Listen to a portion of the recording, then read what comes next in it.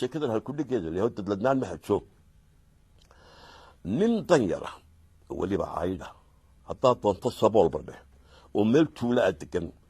ayaa wuxuu ahaa nin cafiifa haddana oo aan dadka baryin muruqiisa maala oo xoogsata ah tuuladu way dad yarayde dhowrka cisoo maalin buu bixi jiray oo xaabool uu ahaaye meel kayno u dhow ayuu ka soo guri jiray xaabada halka haddaba xaabada uu ka gurayo ayaa waxaa isku barteen shimbir iyana innaga dalkeenna kuma badnee shimbirta dadka canjisha hadalkooda ah oo afka carabiga lagu yahaa babaqaa shimbirtaasi marka uu halkaa yimaado ninka xaabadu weer keliya ayay ugu celcelin jirtay waxay odhan jirtay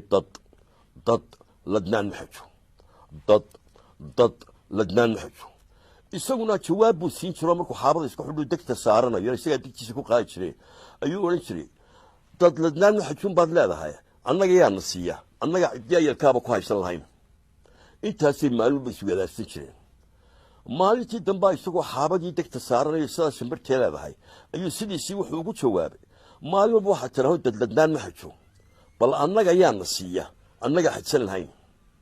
markuu isiri dhaqaaq ayay tiri waar istaag xaabadii baa ka dhacdo wuu yaabay kuma aqoon hadalkan kale waxay tiri in badan baad lahayd annaga xajsanayna laakiin maantaan kuu sheegayaay anaa ku siinaya ladnaan iyo nicmo laakiin carraga nimadeeda yeelo xajiso masuna iga wallaanay gobo iga odhan oo aana iga dhacayn aniga ii sheeg waxay odhanaysaa geedka aad hadda laamaha ka goosatay xaabada ee aad qaadanayso caleentiisa 3 baabaco ka qaado aqalkaaga markaad tagto tun oo ridiq dabeedna biyo ku sug oo quraarad ku ruux quraarad muggeed inanta boqorka dalkiinu uu dhalay waad ogtay inan quru dhalayo inantaasi waa tan bugta ee loo taag waayey boqorkaasina waa kii ballan qaadada aadba og tahay ninka inantaa dabiiba inuu inanta u dhisi doono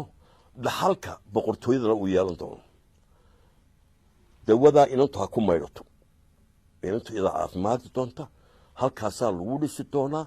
ina boqor baad guursan halkaasaad istaagi dee xajiso hadalkiibu kamuu sugan intuu xaabadii tuuray ayuu caleentii qaatay 3 baabaco big buu leeyahay aqalkiisu tagay waa nin baahane markiiba wuu tumay oo ridqa wuxuu ka dhigay jixin quraaradii ay sheegaysay ayuu biyo inta ku subay waa ku raxay waa fureeyo orod misliga dee laba qayd buu xidhayay kaba dhamaaday iyo nin dee boqor u taga maahe markuu u soo dhawaaday boqortooyada kadikeedii ayaa iska teer istaag maanta maaha maalintii masaakiinteeda waa la siin jiray boqorku qaabil mayor iska tag waa miskiin mihe dawrsan leedahay maxaa tahay baa le waxaan dawaan sidaa buu inanta bugta ee boqorka aan ku dabiibayo askartii waa qoso soo yidhi oo adigana hungura ka haya inanta waa buu naga haya dawadii isnaana sii daayay amar bay qabeen boqorku dareyn inta soo jeclaa in kastoo dawad sii daayay dawad sidaba soo daayay way ka hayeen boqorkii bay u geeyeen boqorkii ma la sheekaysanaya ayagu war maxaa kana muxuu doonaya markaas ilaahay wuxuu sidaa dawo wuxuu yiri inanta ayaa dawadeeda wada uu qorsado ninba ka boqol u taliye kana muxuu leeyahay dawasa waa halka fadhiiso quraarada qaado habla u geeyeen inta la joogo markaas quraaradan dawada ku jirta boqor inanta ha loogu mayro way caafimaadaysaa waa bal sida uu leeyahay sheegay buu isagoo yeesaya dawadii markii wax yar la maqnaaba inaan ordaysaa tani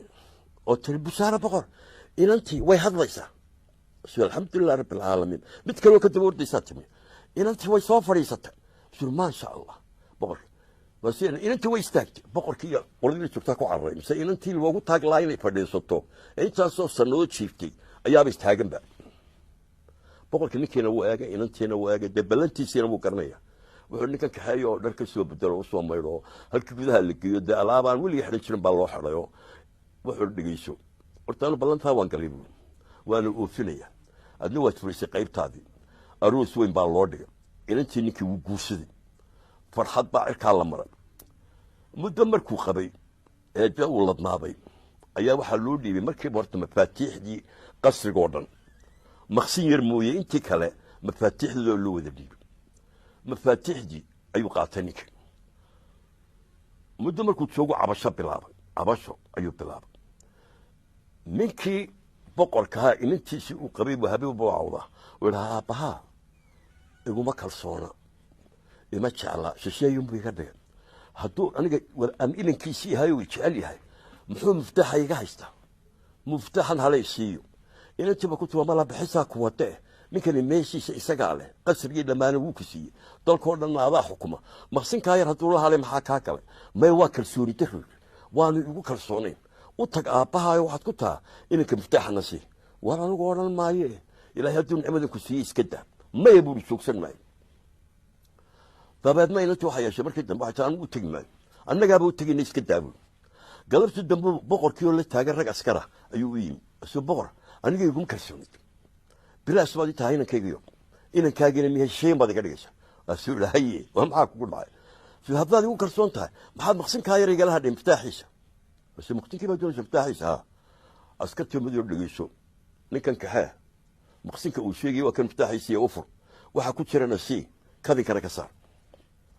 waa la soo kaxiyey maqsinkii baa la keenay waa la furay mise waxaa ku jira gudintii uu ku xaabaysan jiray labadii qayduu xidhan jiray iyo kabihii googoonaa intii baa loo xidhay kadinkaa laga saaray qasrigiina waa laga soo xidha wuxuu sii socdaba isagoo murugayso buu tegey buulkiisii yaraa ayaama markuu ku jiruu baahday de wuxuu u baahday inuu been noolaado wuxuu tegey kayntii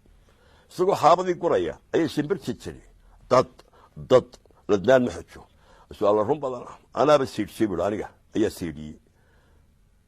markana idin leeyahay markaa kusoo hoyataan guryihiina fiidka idinkoo cadhaysanoo gafuurka taagaya kasoo hidegay hadalhaynta siyaasadda iyo qabyaaladda qaadna soo raabsadoo marqaansan cadhadaha kula dhicina dumarka iyo carruurta idinkoo faraxsan soo qaata buuggayga oo laba sheeko ka mida akhrista waxaa idin leeyahay ilaabina ballanteenna xusuusnaada kulankeena